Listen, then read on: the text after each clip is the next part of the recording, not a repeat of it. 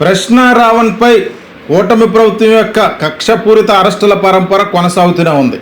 అంటే వరుసగా 5వసారి రావణ్ని అరెస్ట్ చేశారు. నిన్న నక్కపల్లి పోలీస్ స్టేషన్ నుంచి యలమంచిలి కోర్టులో ప్రవేశపెట్టినటువంటి రావణ్కు కోర్టు బెయిల్ మంజూరు చేసింది. ఈ సందర్భంగా ఆయన బయటకు వచ్చాడు. అక్కడ ఉన్నటువంటి మీడియాతో చిన్న చిట్ చాట్ నిర్వహించి త్వరలోనే ప్రెస్ మీట్ పెట్టి అన్ని విషయాలు కూడా మాట్లాడతానంటూ అక్కడి నుంచి బయలుదేరారు. ఆయనతో పాటు జాడ శ్రవణ్ కుమార్ గారు కూడా ఆయన మీద ఎన్ని కేసులు పెట్టినా ఆయన తరపున న్యాయ పోరాటం చేస్తూ ఆయన కూడా రావణ్కి అండగా నిలబడ్డారు. ఒంటరి పోరాటం చేస్తున్నారు ప్రభుత్వానికి వ్యతిరేకంగా అని చెప్పుకోవచ్చు. అయితే అక్కడి నుంచి బయలుదేరినటువంటి రావణ్ తన గృహానికి చేరుకుంటాడు అనుకుంటున్న సమయంలో నక్కపల్లి టోల్ ప్లాజా వద్ద మళ్ళీ ఏలూరు పోలీసులు రావణ్ను అదుపులో తీసుకున్నారు. అక్కడి నుంచి వేంపాడు పోలీస్ స్టేషన్కి తరలిస్తున్నారని చెప్పినా అనూహ్యంగా కృష్ణా జిల్లా గన్నవరం పోలీస్ స్టేషన్కి రావణ్ తరలించారు. ప్రస్తుతం రావణ్ కృష్ణా జిల్లా గన్నవరం పోలీస్ స్టేషన్లో ఉన్నాడు. 5వసారి ఆయన అరెస్ట్ చేశారు. అంటే ఈ వ్యవహారాన్ని అంతా చూస్తుంటే రావణ్ను టార్గెట్ చేసి అతని మానసిక స్థైర్యాన్ని దెబ్బతీసి అతను చంపే కుట్ర చేస్తున్నారు అన్నట్టుగా జాడా శ్రవణ్ కుమార్ వ్యాఖ్యానిస్తున్నారు. అంటే రావణ్ను ఎన్కౌంటర్ చేయడానికి చూస్తున్నారు అన్నట్టుగా నిన్న మీడియా ఛానల్స్ వద్ద జాడా శ్రవణ్ కుమార్ చెప్పడం జరిగింది. మరొక పక్క రావణ్ కూడా స్వయంగా ఒక వీడియో రిలీజ్ చేశారు. ఆయన మీరు నన్ను చంపేయాలనుకుంటే నన్ను పోలీస్ స్టేషన్లోనే చంపేయండి, గాదె సాయికృష్ణని ఏ విధంగా లాకప్ డెత్ చేశారో ఆ విధంగానే నన్ను కూడా అంతం చేసేయండి, లేని పక్షంలో నేను ఆమరణ నిరాహార దీక్ష చేసి నన్ను నేను అంతం చేసుకుంటానంటూ ఆయన ఒక వీడియో రిలీజ్ చేశారు. ప్రశ్నించటమే నేరం అయితే, పవన్ కళ్యాణ్ గారు మిమ్మల్ని ప్రశ్నించడమే నేరం అయితే రావణ్ను మీరు చంపగలరేమో కానీ ప్రశ్నను కానీ ప్రశ్నించే గొంతుకలను కానీ మీరు చంపలేరన్నట్టు నిన్న ఒక వీడియోలో ఆయన చేసినటువంటి వ్యాఖ్యలు దుమారం రేపుతున్నాయి. మరొక పక్క రావణ్ అరెస్టు విషయమై ఈ 2 తెలుగు రాష్ట్రాల్లోనే కాదు యావత్ జాతీయ మీడియాలో కూడా తీవ్ర చర్చనీయాంశంగా మారింది. ఎందుకంటే ప్రకాష్ రాజ్ లాంటి నటుడు ఎక్స్ వేదిక రావణ్ యొక్క అరెస్టును ఖండిస్తూ ఆయన పోస్ట్ చేయడంతో ఈ విషయం జాతీయ మీడియా స్థాయికి వెళ్ళిపోయింది. ఇప్పుడు జాతీయ మీడియాలో రావణ్ అరెస్టుకు సంబంధించినటువంటి చర్చ నడుస్తుంది. మరొక పక్క ఇదే పవన్ కళ్యాణ్ గారి కోసం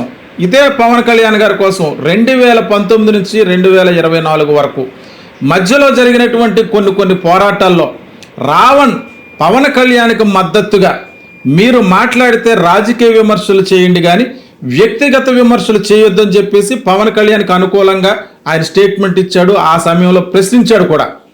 అలా పవన్ కళ్యాణ్ తరపున ప్రశ్నించిన వ్యక్తి ఆ రోజు మంచోడయ్యాడు. ఈరోజు పవన్ కళ్యాణ్ని ప్రశ్నించినందుకు చెడ్డోడైపోయాడు.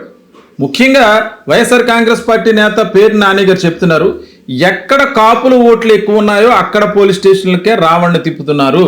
మొదట పిఠాపురం పోలీస్ స్టేషన్కి, తర్వాత కాకినాడ, తర్వాత మచిలీపట్నం, నక్కపల్లి, ఇప్పుడు గన్నవరం. ఈ నియోజకవర్గాలు అంటే ప్రతి స్టేట్లో ఆ చివరి నుంచి ఈ చివరికి, ఈ చివరి నుంచి ఆ చివరికి ఆయన స్టేషన్లు మార్చి తిప్పుతున్న న్యాయస్థానం మాత్రం ఒకటే బదులిస్తుంది, ఎట్టి పరిస్థితుల్లోనూ అతన్ని రిమాండ్ చేయడానికి కుదరదని చెప్పి బెయిల్ ఇస్తుంటే ఏదో రకంగా ఇబ్బంది పెట్టాలన్నట్టుగా రావణ్ను అంతం చేయాలని చూస్తున్నారు అన్నట్టుగా కొంతమంది మీడియా సాక్షిగా బహిరంగంగానే చెప్తున్నారు. అంటే జనసేన పార్టీని గతంలో కత్తి మహేష్ విమర్శించినప్పుడు అది తీవ్ర స్థాయికి వెళ్ళిన తర్వాత అతని పరిస్థితి ఏ రకంగా అయ్యిందో ఈరోజు రావణ్ కూడా అదే గతి పట్టించబోతున్నారు అన్నట్టుగా కొంతమంది రాజకీయ విశ్లేషకులు మీడియా సాక్షిగా చేస్తున్నటువంటి వ్యాఖ్యలు. మరొక పక్క దళితుల పక్షంగా వాయిస్ వినిపించాడు. ఏదైతే దళిత క్రైస్తవ సమర శంఖారామంలో ముఖ్యంగా రావణ్ చేసిన తప్పు ఏమిటి అని చూస్తే, నా అభిమాన నటుడు పవన్ కళ్యాణ్ గారు మాట్లాడినట్టుగానే నేను మాట్లాడతానంటూ ఆయన ఉపయోగించినటువంటి కొన్ని పదాలను ఉపయోగించి ఆయన స్లాంగ్లో ఈయన స్టైల్లో కొన్ని వ్యాఖ్యలు చేశాడు. ముఖ్యంగా పిఠాపురం నియోజకవర్గంలో దళితులపై జరిగినటువంటి వివక్ష కోసం ప్రశ్నించాడు.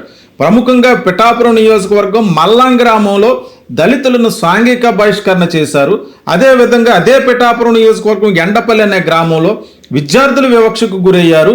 మీరు ఉప ముఖ్యమంత్రిగా ఉన్నటువంటి నియోజకవర్గాల్లో దళితుల పరిస్థితి ఈ రకంగా ఉందని చెప్పి పాయింట్అవుట్ చేసి మాట్లాడటమే రావణ్ చేసిన తప్పు.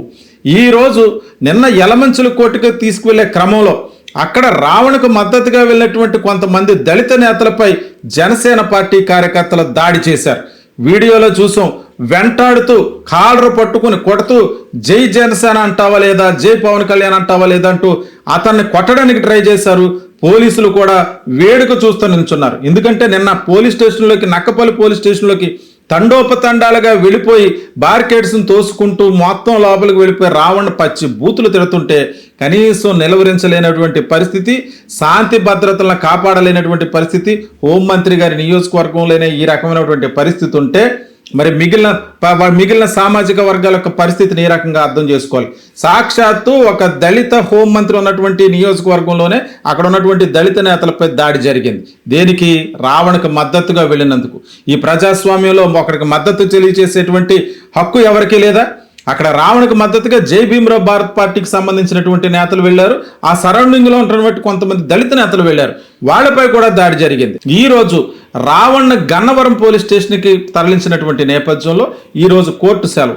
మరి ఆయన 24 గంటల పాటు స్టేషన్లోనే ఉంచితే ఆయనకు భద్రత ఏది? అన్ని పోలీస్ స్టేషన్ల మాదిరిగానే ఒక రోజు అంటే ఈ రోజు నైట్కి తీసుకువెళితే మరుసటి రోజు కోర్టులో హాజరుపరిచేవారు. అయితే ఈరోజు కోర్టు సెలవు కాబట్టి మరి ఆయన పూర్తిగా 48 గంటల పాటు పోలీస్ స్టేషన్లో ఉంచితే ఆయనకు భద్రత ఉందా? మరి ఈ రకమైనటువంటి సంఘటన పట్ల మరి రావణ్కు ప్రస్తుతం ప్రాణహాని ఉందని చెప్పి అందరూ వ్యాఖ్యానిస్తున్నటువంటి నేపథ్యంలో జాడ శ్రవణ్ కుమార్ గారు కూడా రావణ్ని ఎన్కౌంటర్ చేయాలని చూస్తున్నారు. ఆయన అంతకుముందు ఇచ్చినటువంటి కుట్ర జరుగుతుందని చెప్పి ఆయన కూడా వ్యాఖ్యానించినటువంటి నేపథ్యంలో రావణ్కు ఇప్పుడు గన్నవరం పోలీస్ స్టేషన్లో ఎంతవరకు భద్రత ఉంది, తర్వాత పరిస్థితి ఏమిటి అంటే ఈరోజు సెలవు కాబట్టి ఈరోజు కూడా జనసేన పార్టీకి సంబంధించినటువంటి నేతలంతా కూడా పోలీస్ స్టేషన్ పైకి వస్తారు. రావణ్ని చంపడానికి ప్రయత్నం చేస్తారు. దాన్ని అడ్డుకునే పరిస్థితి ఉండదు. కానీ చట్టాన్ని చేతుల్లో తీసుకుని ఈ రకంగా ప్రవర్తించడం ఎంతవరకు న్యాయం? అంటే గతంలో పవన్ కళ్యాణ్ తరపున వకాల్తా పుచ్చుకుని మాట్లాడినటువంటి రావణ్ ఈరోజు పవన్ కళ్యాణ్ యొక్క జన సైనికుల యొక్క చేతుల్లోనే దెబ్బలు తినే స్టేజ్కు వెళ్ళిపోయాడంటే కేవలం ప్రశ్నించడం, దళితుల పక్షంగా ఆయన వాయిస్ వినిపించడం ఒకటే ప్రధానమైనటువంటి కారణంగా కనబడుతుంది. ప్రతి ఒక్కరూ గమనించాలి ఈ రాష్ట్రంలో ఏం జరుగుతుందో. ఈ రోజు అధికారం ఉంది కదా అని చెప్పి అరెస్టు చేయొచ్చు, రేపు ప్రొద్దుట ప్రభుత్వాలు మారచ్చు. ఇదే సంస్కృతి కొనసాగితే రేపు ప్రొద్దుట అయ్యో పాపం అనే పరిస్థితి కూడా ఉండదేమో అని చెప్పి చాలా మంది రాజకీయ విశ్లేషకులు అభిప్రాయపడుతున్న మేరకు రావణ అరెస్టుల పరంపరకి ఇక్కడితోటైనా ముగింపు పడుతుందా లేదా ఇది కొనసాగుతుందా? ఎన్ని అరెస్టులు చేసినా తాను అండగా ఉన్నానంటూ మొదటి నుంచి రావణ తరపున న్యాయ పోరాటం చేస్తున్నటువంటి జడన శ్రవణ్ కుమార్కి నిజంగా హ్యాట్స్ ఆఫ్ చెప్పాలి. ఆయన ఎప్రిషియేట్ చేసి తీరాలి. ఎందుకంటే తను చేస్తున్నటువంటి వృత్తికి, తను చేస్తున్నటువంటి పోరాటానికి ఎంత అండగా ఉన్నటువంటి నాయకుడిని ఇప్పుడు వరకు ఎవరిని చూడలేదు. ఎన్ని పోలీస్ స్టేషన్కి తిప్పినా ఆయన తన వ్యక్తిగత విషయాలన్నీ పక్కన పెట్టి ఈరోజు న్యాయం కోసం దళితుల పక్షంగా పోరాడుతున్నటువంటి జాడ శ్రవణ్ కుమార్కి మద్దతుగా నిలవాల్సిన అవసరం ఎంతైనా ఉందని ప్రజాస్వామ్యవాదులు, దళిత నేతలు, క్రైస్తవ సంఘాల నేతలు ప్రతి ఒక్కరు కూడా అభిప్రాయపడుతున్నారు. చూద్దాం రావణ్ను మరి కోర్టులో ప్రవేశపెట్టేలోపు ఇంకెన్ని సంఘటనలు జరుగుతాయో, ఈ రాష్ట్ర ప్రభుత్వం ఇంకా కుట్రపూరితంగా ఆయన ఏం చేయాలని చూస్తుందో మరిన్ని వివరాలతో మళ్ళీ మీ ముందుకు వస్తాను.